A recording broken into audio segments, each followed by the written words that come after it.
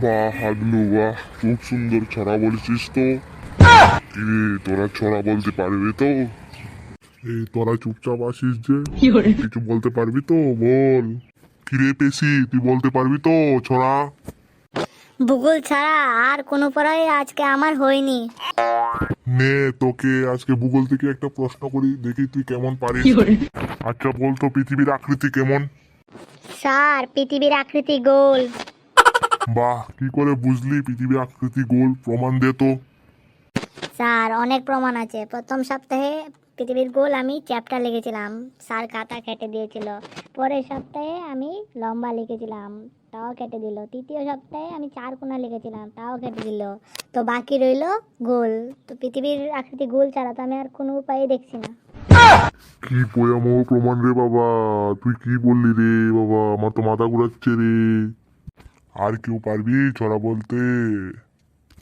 বলছি স্যার, ছড়া বলতে হলে কি বইয়ের ছড়াই বলতে হবে?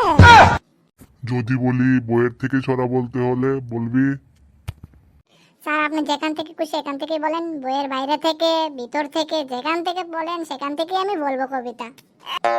আমাদের ক্লাসের বইয়ের থেকেই ছড়া বলতে পারিস না, আবার তুই বাইরে থেকে কি বলবি রে?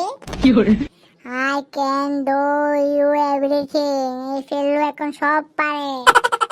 স্যার বলুন, কোন ছড়াটা এখন বলতে হবে বলুন। পাখি নিয়ে একটা ছড়া বলতো। স্যার পাখি নিয়ে বলছি, স্যার পাখি নিয়ে বলছি। পৃথিবীতে বাস করে হরেক রকম পাখি, তার মধ্যে কথা বলতে পারে তোতা পাখি। তোতা পাখি বলতে গিয়ে ভাই কবিগুরু রবীন্দ্রনাথ ঠাকুরের ছড়া মনে পড়ে যায়।